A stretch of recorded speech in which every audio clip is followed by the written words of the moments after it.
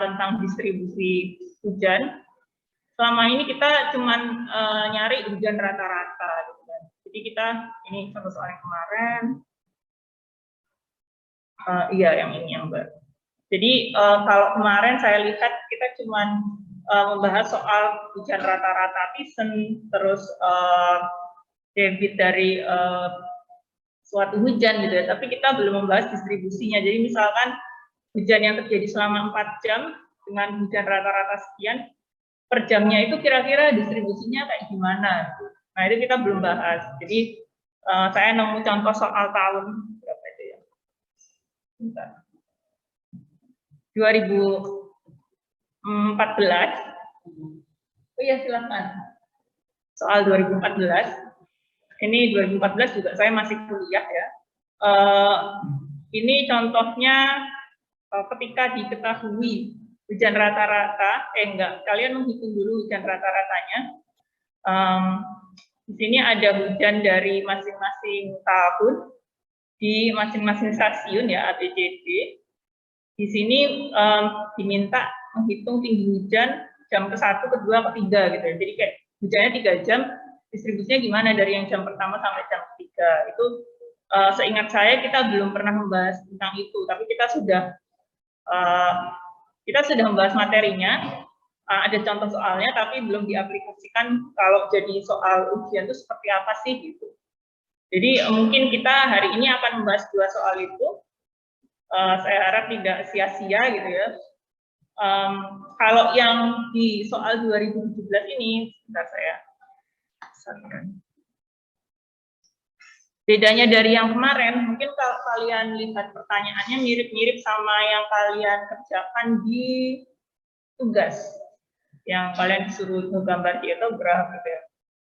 Cuman bedanya di sini, kalau kemarin tuh kalian diminta nyari p-index kan. Cuman bedanya di sini p-indexnya udah diketahui gitu, jadi kayak dibalik soalnya. P-indexnya sudah diketahui, kalian disuruh nyari yang lain gitu ya, selain p-index tersebut. Kalau yang soal kemarin, kalian nyari p-indexnya gitu. Jadi itu soalnya sama, cuman yang diketahui sama ditanyakan dibolak-balik gitu. Biasanya emang kayak gitu. Jadi kalau hidrologi soalnya itu aja sih, cuman yang bisa dikreasikan ya memang apa yang diketahui dan apa yang ditanyakan biasanya. Jadi harapan saya sih dengan semakin banyak contoh soal yang diberikan, kalian juga punya semakin punya banyak referensi ya. Apalagi nanti ujiannya open book, gitu, jadi saya rasa hafalan itu nggak penting, tapi pemahaman yang penting ya. Jadi meskipun open book tapi nggak tahu apa yang kalian open kan ini juga. Oke, mungkin kita mulai dengan soal tahun 2017 ini ya. Jadi di soal ini data hujan selama 6 jam di suatu das dengan intensitas sebagai berikut. Jadi ini 2 jam pertama 22 mm per jam, terus 2 jam berikutnya ini berarti jam ke-3 sampai 4, 40 mm per jam, terus 5 sampai 6, 28 mm per jam. Nah, didapatkan harga p-index 25 mm per jam gitu. Jadi ini bordernya antara air itu masuk ke tanah dengan air itu masuk ke air itu jadi aliran permukaan itu 25 mm per jam. Dari hujan air efektif menghasilkan direct runoff hydrograph atau DRH berbentuk segitiga dengan aliran dasar base flow selama 18 jam dan debit puncak 50 meter kubik per detik. Jadi ini TB-nya 18 jam, KP-nya 50 meter kubik per detik. Dari data ini gambarkan hietografnya. Jadi kalau hietograf itu intensitas terhadap waktu ya. Jadi yang diketahui ini kan baru tinggi hujannya terhadap waktunya. Ini intensitasnya. Jadi dari R dijadikan I dulu dan plotkan p-indexnya. Dari situ hitung R efektifnya. Karena yang diketahui dari puncaknya sama waktu dasarnya ya, Jadi ini air efektifnya dicari, terus air totalnya berapa. Kalau air efektif itu hujan yang jadi aliran permukaan, kalau air total itu hujan yang beneran seluruhnya terjadi. Terus koefisien pengalirannya berapa? Jadi ini rasio antara hujan yang masuk ke dalam tanah dengan hujan yang menjadi aliran permukaan. Volume surface runoff, ini volume aliran permukaannya, sama luas dasnya berapa. Jadi basically hal-hal yang ditanyakan di sini itu adalah hal-hal yang diketahui di soal yang sebelumnya yang dulu pernah kalian kerjakan ya. Jadi sebetulnya dibalik aja, cuman ya nggak semudah itu kalau misalkan kurang paham gitu ya, jadi bingung juga mau dibaliknya gimana. Nah, kita bahas satu-satu. Di sini ada yang pertama, gambarkan diagramnya. Bentar. Oke, jadi ini 2 jam pertama 22 mm per jam, 2 jam berikutnya 40 mm per jam, dan 2 jam terakhir 28 mm per jam. Nah, ini sebetulnya di sini kalian bisa lihat 22, di sini 40, di sini 28, tapi bisa dilihat bahwa skalanya per 2 jam ya, jadi per 2, per 4, per 6. Jadi sesuai dengan datanya. Nah, di sini kalau misalkan mau dijadikan 1 juga bisa ya. Jadi kalau per 1 jam itu berarti nanti bukan 22, cuman jadinya 11-11 gitu ya. Dari sini kita bisa menggambarkan diatografnya, terus ini ada indeksnya 25 mm per jam, jadi ini batasannya. Antara yang di atas itu yang jadi apa? Aliran. Ya, yang di atas jadi aliran permukaan ya. Yang di bawah ini yang masuk ke dalam tanah. Nah, indeksnya ini 25, berarti diperkirakan, ya nggak skalatis juga sih ini, karena ini 28 ya, ini 40. Diperkirakan di sekitar sini ya. Jadi di atas 22 tapi di bawah 28. Dari sini kita bisa melihat soal selanjutnya. Hitung R efektifnya. Jadi kalau R efektif ini bisa kalian lihat R efektif itu kan yang jadi aliran permukaan ya. Berarti area yang kuning ini yang perlu diperhatikan. Jadi luasan area yang kuning ini itu berapa gitu ya. Jadi dari yang satuannya awalnya milimeter per jam dikalikan jam itu jadi milimeter. Nah, sehingga bisa kalian dapatkan besarannya adalah 36 mm. Ini R efektifnya. Lalu R totalnya di sini untuk R total bisa dihitung semuanya yang terjadi ya hujannya. Jadi yang dari 22 ini dalam 2 jam ditambah 40 dalam 2 jam ditambah 28 dalam 2 jam gitu ya. Jadi 22 kali 2 ditambah 40 kali 2 ditambah 28 kali 2. Nah, di sini didapatkan 180 mm. Ini R totalnya. Lalu untuk alfa, ini ada perbandingan dari hujan yang terjadi terhadap hujan yang menjadi aliran permukaan. Jadi di sini dilihat bahwa 0,2 alfanya. Nah, kalau 0,2 ini kira-kira di kenyataan itu kemungkinan dia jatuhnya di apa ya hujan ini? Di permukaan yang seperti apa kalau alfanya 0,2? Kalau di sini berarti kalau 0,2 dari hujan yang terjadi cuma 20% yang jadi aliran permukaan. Kira-kira permukaannya seperti apa kalau gitu? Kenapa? Permukaan yang terbuka. Oke, tanah, contohnya mungkin tanah yang tertutup rumput gitu ya, jadi dia mudah menyerap air hujan yang jatuh, sehingga cuma 20% yang jadi limpasan. Terus dari situ kita bisa tahu juga, dari soalnya tadi, kita diberi data TB atau base flow-nya, itu selama 18 jam. Terus peak discharge-nya atau debit puncaknya 50 meter kubik per detik. Nah, dari situ kita bisa tahu TB-nya 18 jam, terus P-nya 50 meter kubik per detik, dan bentuknya segitiga, sehingga kalau dicari surface runoff-nya berapa, volumenya, tinggal kita hitung saja luasan segitiga tersebut.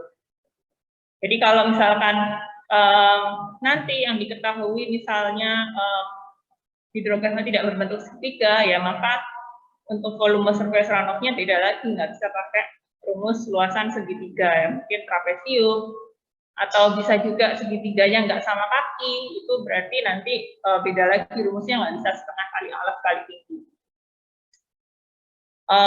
Untuk luas segitiga kita dapatkan setengah kali alas kali tinggi, jadi 1.620.000 meter kubik volume surface runoff. Nah, itu yang E. Terus yang terakhir, berapa luas daerah aliran sungainya? Jadi luas daerah alirannya ini adalah surface runoff tadi dibagi dengan hujan efektifnya. Dari sini bisa didapatkan ternyata luasan daerahnya itu adalah sebesar 45 km persegi. Seperti itu. Jadi ini untuk soal yang pertama. Kalau yang kemarin itu kalian udah tahu luas dasnya, terus kalian udah tahu juga apa ya yang kemarin itu R efektifnya, R24-nya gitu ya. Jadi ini soalnya seperti dibalik saja. Oke, dari soal pertama apakah ada pertanyaan?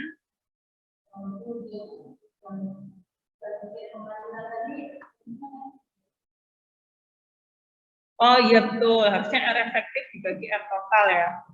Ya, ini salah. Harusnya R efektif dibagi R total. Iya, terima kasih koreksinya. Tapi ini jawabannya benar kok, 0,2. Ada lagi? Iya.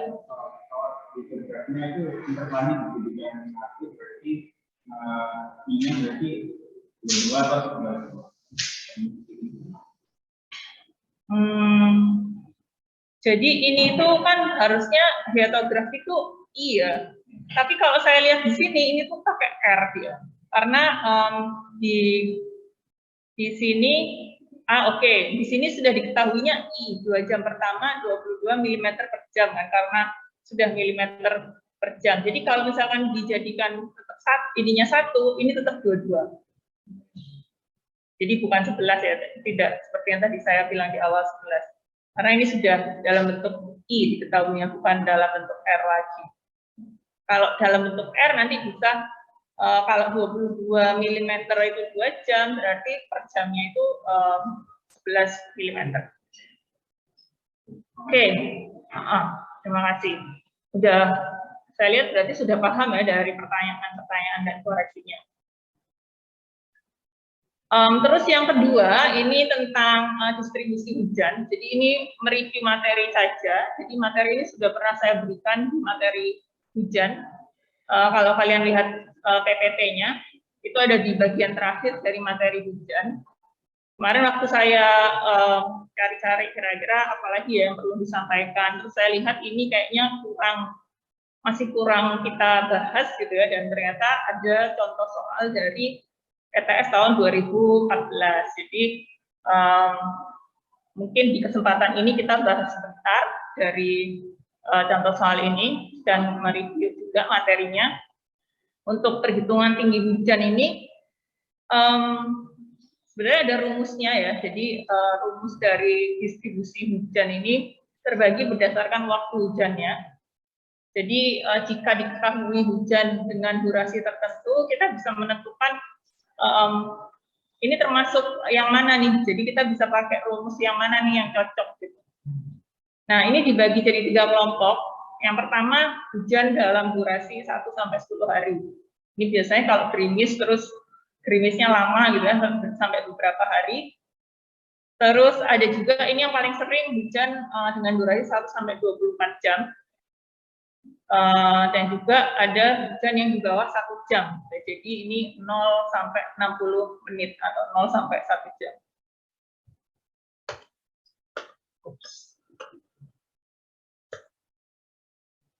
Nah, yang pertama di sini ada yang untuk hujan 1 sampai 10 hari. Untuk memperkirakan distribusinya, jadi perkirakan besarnya hujan selama 4 hari dari R24 180 mm. Nah, R24 itu adalah curah hujan maksimum dalam 24 jam. Jadi, ketika dalam kurun waktu 24 jam curah hujan maksimumnya sebesar itu, kalau misalkan hujan tersebut terjadi selama 4 hari, seperti apa sih besaran hujannya gitu ya. Jadi, di sini semacam memprediksi gitu ya kalau hujan tersebut terjadi selama 4 hari. Sehingga di sini kita bisa menggunakan rumus Hespers. Jadi kalau rumus Hespers ini digunakan untuk hujan yang untuk menghitung hujan yang terjadi selama 1 sampai 10 hari. Di mana di sini yang dijadikan waktu itu adalah T-nya. T-nya ini adalah dalam satuan hari. Jadi di sini T-nya itu 4 hari. Sehingga di sini kita bisa menghitung 100R dibagi R24 itu sama dengan 156%. Ini seharusnya persen. Jadi di sini jadi 1,56 ya karena dalam persen. Sehingga R4-nya atau R selama 4 hari itu tadi itu adalah R24 dikali 1,56. Sehingga didapatkan besarnya hujan yang terjadi selama 4 hari itu 280,8 mm. Bagaimana jika hujannya terjadi 1 sampai 24 jam? Nah, ini ada rumus lainnya. Di sini yang digunakan bukan rumus Hespers. Jadi kalau yang atas ini adalah rumus Hespers juga, tapi untuk yang 1 sampai 24 jam, ini 100R dibagi R24 dikuadratkan sama dengan 11.300 kali T dibagi T plus 3,12. Jadi kenapa rumusnya bentuknya seperti ini? Karena ini rumus empiris. Jadi kalian tahu sendiri kalau rumus empiris itu dia bikinnya, jadi si penemunya Hespers ini bikinnya berdasarkan percobaan gitu ya. Jadi percobaannya dia dalam eksperimennya, jadi dia menemukan persamaan ini yang bisa mengestimasi hujan untuk kurun waktu tertentu.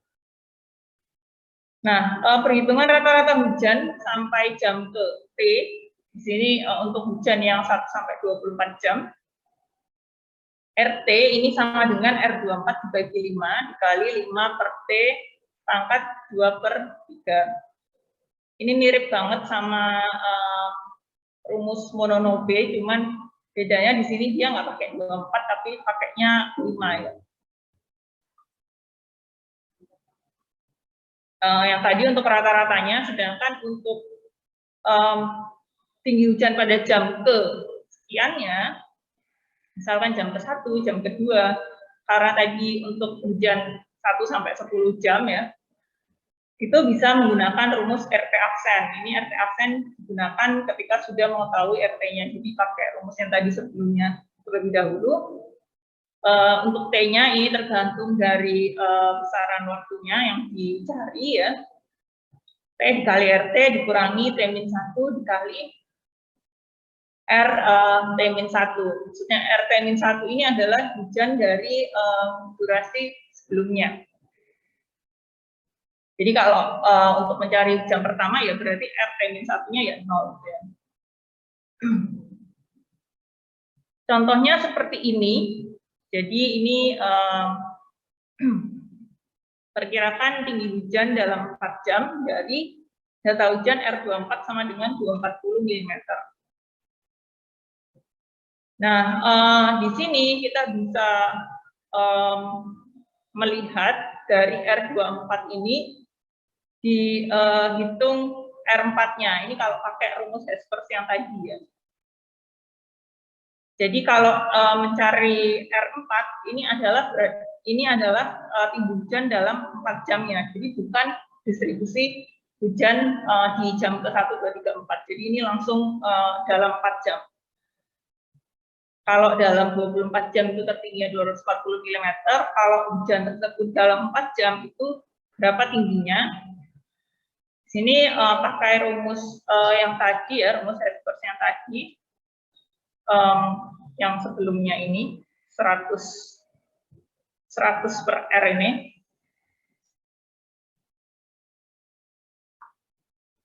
didapatkan 0,797 sehingga R4-nya sama dengan R24 kali 0,797 dapatkan 191 mm. Nah, ini kalau mencari hujan dalam 4 jam. Kalau misalkan distribusi hujan dalam 4 jam, ini digunakanlah rumus yang kedua tadi, yang di bawahnya ini. Hujan sampai jam kesekian, gitu ya. Nah, dari situ kita bisa melihat dari jam ke-1 sampai dengan jam ke-4 harusnya. Cuma jam 3, oh ada lanjutannya.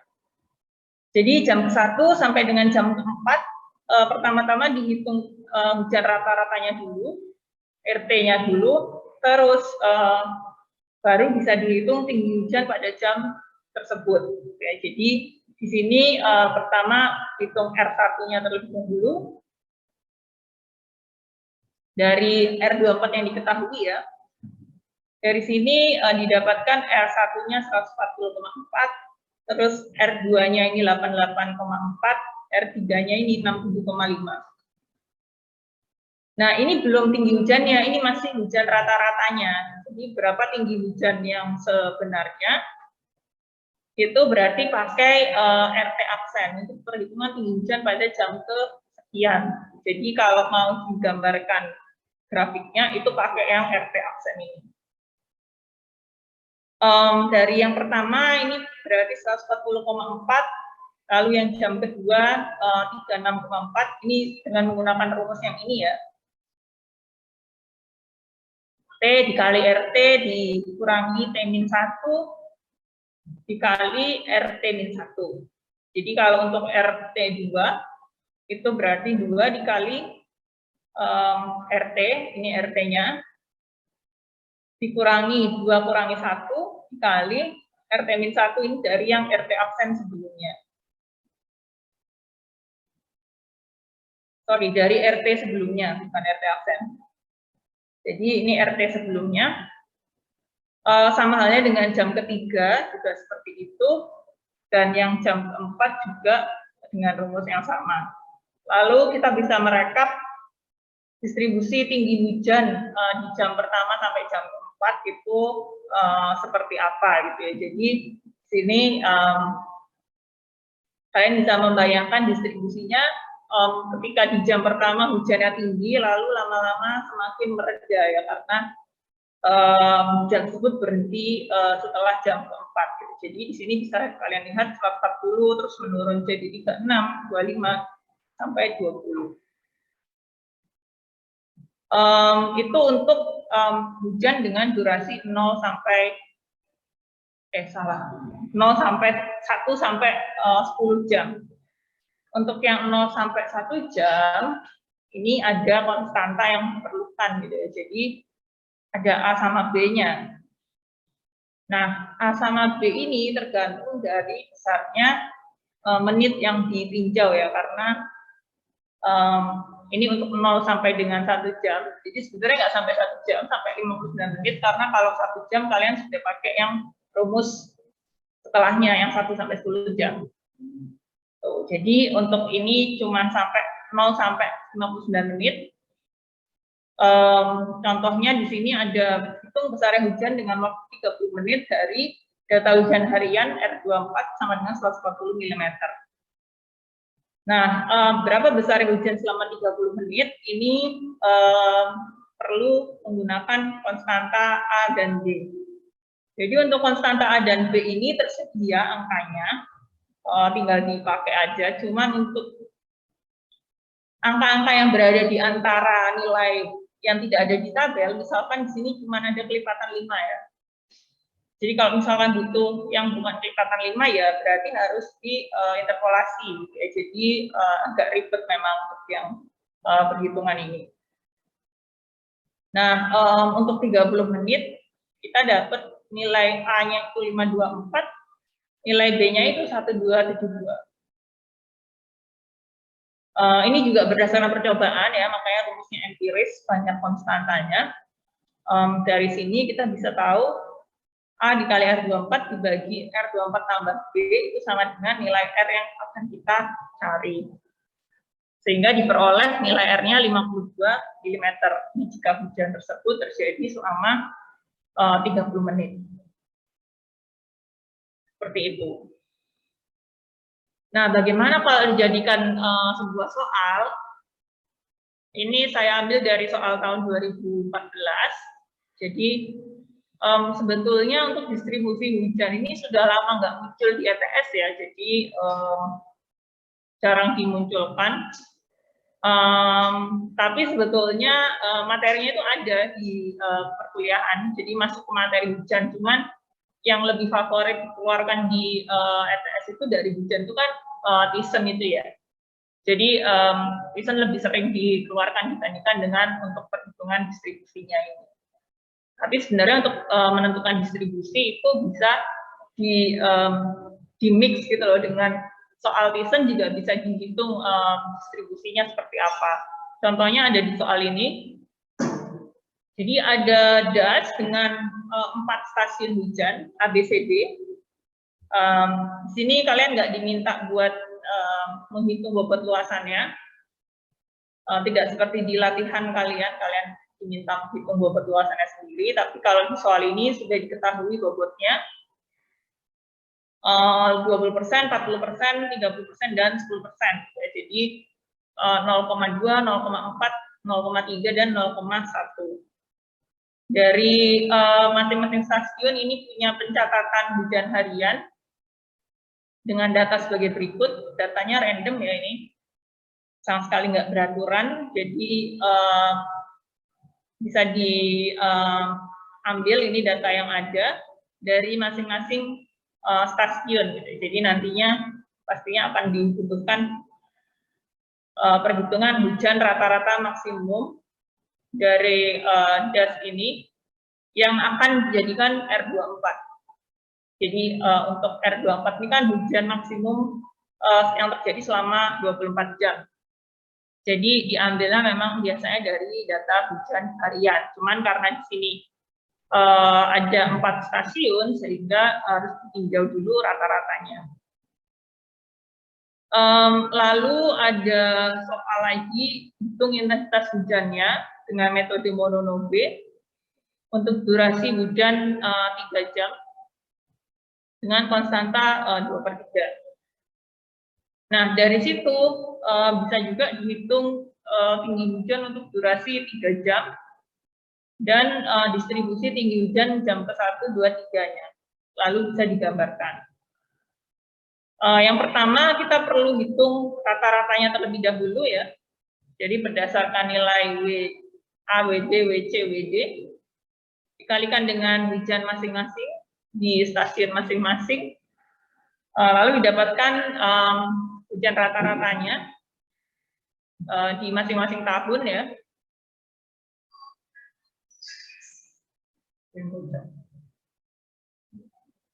Dari sini kita bisa cari R24 dari hujan rata-rata tinggi, yaitu 126 ya, 126.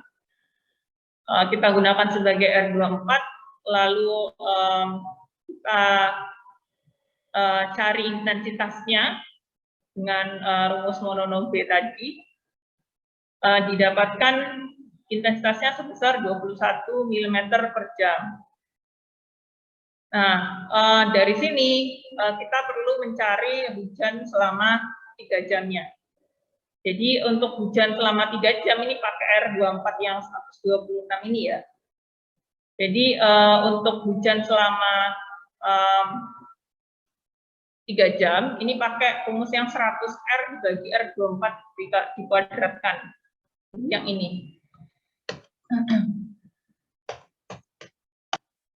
Yang ini. 1 sampai 24 jam kan tadi kita nyari yang 3 jam ya. Dari situ didapatkan R 3 jamnya sebesar 93,78. Lalu dicari distribusinya. Jadi untuk mencari distribusi kita perlu mencari RT dan RT absen. Ini pakai rumus yang distribusi itu berarti pakai yang ini. Ini untuk RT-nya.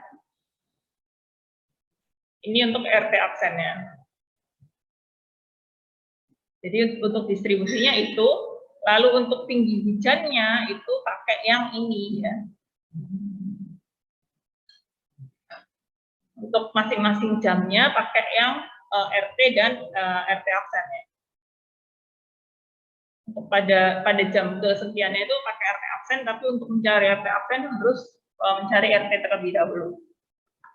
Dari situ kita dapatkan untuk masing-masing jam ya, jam 1, kedua, dan ketiga dengan menggunakan rumus yang tadi. Ini mungkin bisa kalian coba juga ya di rumah. Jadi dengan melihat jawaban yang ada di sini, terus kalian cek, kalian hitung sendiri, terus kalian cek jawaban kalian kalau sudah benar, oh berarti cara perhitungannya sudah benar. Jadi ini untuk RT1, RT2, dan RT3. Lalu dari masing-masing jam ini kita bisa lihat distribusi hujannya jam pertama, jam kedua, dan jam ketiga. Seperti itu. Jadi cukup simple ya, cuman di sini yang tricky memang langkah pengerjaannya ya. Jadi dari awal ke akhir ini sebetulnya cukup berhubungan gitu ya. Jadi apa yang kalian dapatkan di perhitungan awal itu nanti akan berpengaruh juga di perhitungan akhir. Yang kayak gitu bisa menguntungkan tapi bisa juga merugikan karena seringkali kalau saya mau koreksi ujian itu kalau di awalnya udah salah ya pokoknya ikutan salah ya. Cuman di sini yang dinilai itu tidak hanya jawabannya tapi juga dari cara pengerjaan. Jadi misalkan yang di A ini ternyata R24-nya salah gitu kan. Nah, berarti kan angka hasilnya juga pasti akan salah sampai bawah. Tapi ternyata cara pengerjaannya benar. Jadi itu bisa dijadikan pertimbangan juga. Jadi tidak perlu khawatir karena ya itu tadi pasti semua ada nilainya gitu, nggak mungkin tidak dihargai. Itu aja sih dari saya. Jadi mungkin ada pertanyaan mengenai contoh-contoh soal ini. Izin bertanya, Bu. Ya. Untuk nilai 100R itu berapa ya, Bu? Dari mana? 100R itu dari Hespers. Itu rumusnya memang begitu, dari eksperimen. Jadi ini rumus empiris, ya. Untuk 100R itu rumus empirisnya Hespers di sini. Ini 100R. Yang ini juga 100R. Itu rumus empirisnya Hespers. Sebenarnya ada penurunannya sih harusnya, tapi saya sendiri juga nggak tahu penurunannya seperti apa. Rumus pakainya seperti itu.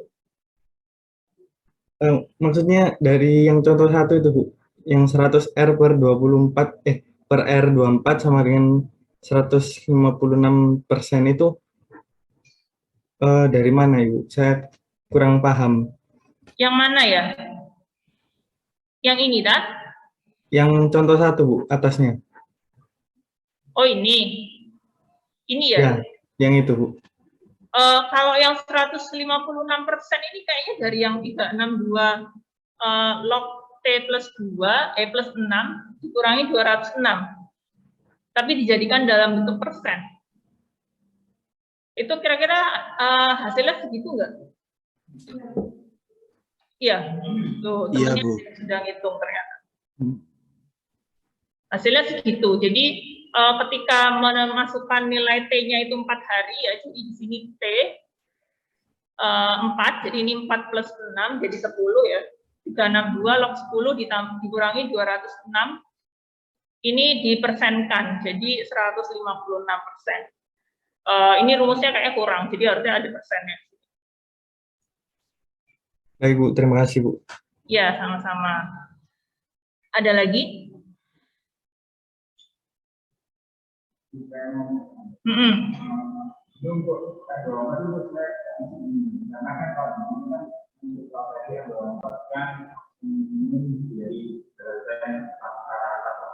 Iya.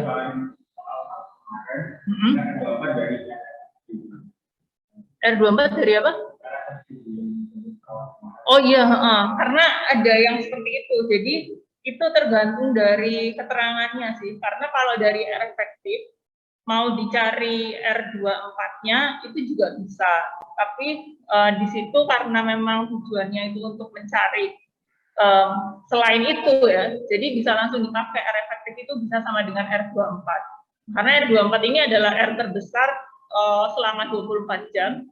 Jadi sebenarnya ada kemungkinan kalau R efektif itu jadi R24 juga. Tapi terkadang bisa juga R24 itu tidak sama dengan R efektif.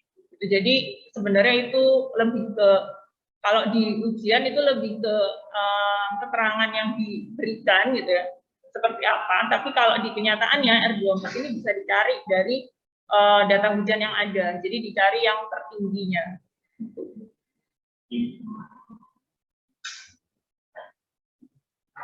Ada lagi? Itu kalau di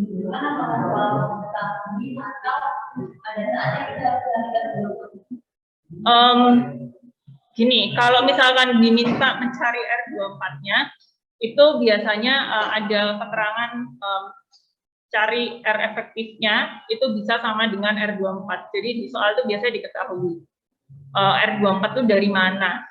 Enggak yang dari data terus diminta cari R24-nya, enggak. Biasanya cari R24 dalam kurung R efektif, karena kalau nggak seperti itu akan membingungkan, karena R24 sebenarnya bisa dicari dengan berbagai cara. Jadi bisa dari R efektif, bisa juga dari kalau diketahui distribusi hujannya itu juga bisa dicari R24-nya. Jadi kalau dari rata-rata harian itu dicari terbesarnya, itu juga bisa jadi R24-nya. Kayak gitu. Jadi tergantung dari yang diminta. Jadi yang diminta apa itu biasanya dijadikan R24 kayak gitu. Ada lagi? Ya, jadi kemungkinan, bukan kemungkinan ya, ujiannya kan offline, kemungkinan akan dibagi 2 kelas ya. Karena kan nggak boleh ya satu kelas diisi 40 orang. Jadi nanti mungkin pengumumannya ditunggu aja mendekati hari ujiannya, yang jelas harus siap gitu ya untuk ujian di kampus. Untuk yang online juga, iya silakan. Sekelas itu nggak boleh lebih dari berapa ya? Kan katanya harus 75% ya terisinya. Kapasitas kelas.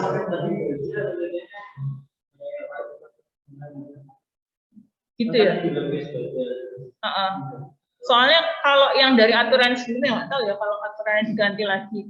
Dari aturan sebelumnya kan kelas nggak boleh diisi 100%, dia harus 75%. Jadi kita nggak bisa 40 orang dalam satu kelas, karena maksimal itu kan satu kelas 50 kalau nggak salah ya. Jadi kalau 75%-nya ya sekitar 37,5 gitu. 75%-nya. Jadi ya supaya adil, daripada kita misalnya 42 orang, terus 37 masuk kelas, 5 orangnya dimanain gitu kan. Nggak tahu sih nanti pembagian kelasnya seperti apa, diurusin sama TU soalnya. Jadi ya siap-siap aja.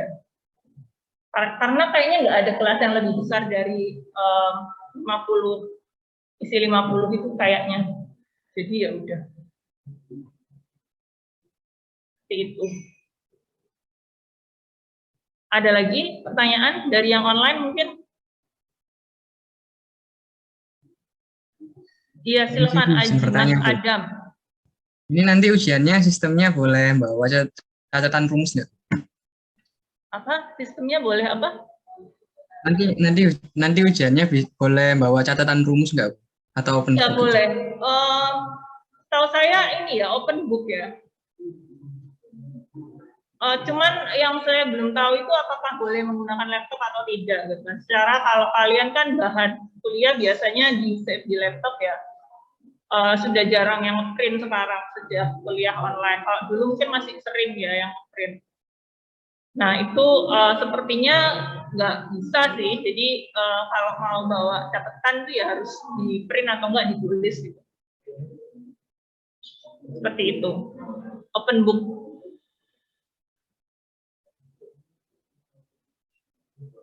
Oke, ada pertanyaan lagi?